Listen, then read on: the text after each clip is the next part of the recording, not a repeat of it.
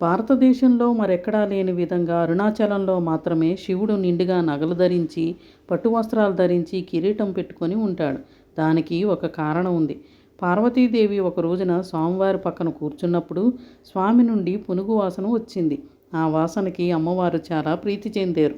అప్పుడు అమ్మవారు అడిగారు, మీ నుండి ఇంత సువాసన వస్తుంది, మీకు పునుగు ఎక్కడి నుండి వచ్చింది అని. దానికి పరమేశ్వరుడు ఇలా చెప్పాడు, పార్వతి, పునుగుపిల్లి యొక్క వాసన వల్ల ఋషుల భార్యలు పునుగుపిల్లి వెంట పడడం జరుగుతుంది అని ఋషులు ఏదో ఒకటి చేసి వాళ్ళ భార్యల్ని ఆ పునుగుపిల్లి నుండి రక్షించమని నన్ను అడిగారు. నేను సరే అన్నాను. ఇప్పుడు నేను పునుగుపిల్లి దగ్గరకు వెళ్ళి ఇలా అన్నాను, పులుగా, నీ నుండి వచ్చే ఆ సువాసన వల్ల ఋషిపత్నులు నీ వెంట పడడం జరుగుతుంది. నువ్వు వెంటనే నీ ప్రాణాలని వదిలేయని అన్నాడు. దానికి అది సరే అని ఒక చిన్న కోరిక కోరుతుంది. నా నుండి మరియు నా వంశం నుండి వచ్చేవి అన్నీ పునుగు పిల్లిలే.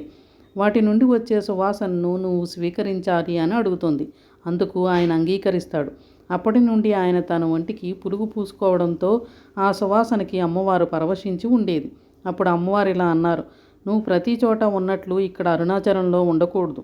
ఒంటి నిండా నగలు వేసుకోవాలి, పాములు ఏమీ ఉండకూడదు, నెత్తిన కిరీటం పెట్టుకోవాలి, పట్టు పీతాంబరాలు చుట్టుకోవాలి. ఒక్క మాటలో చెప్పాలంటే మన పెళ్లి రోజున ఎలా ఉన్నావో అలా ఉండాలి. అంతేకాదు, భక్తులు ఎవరైనా నిన్ను కోరిక కోరితే అది వెంటనే నెరవేరిపోవాలి అని ఇలా ఈశ్వరుని అడగడం జరిగింది. అందుకే మనకి అరుణాచలంలో స్వామివారు నిండుగా దర్శనం ఇస్తారు.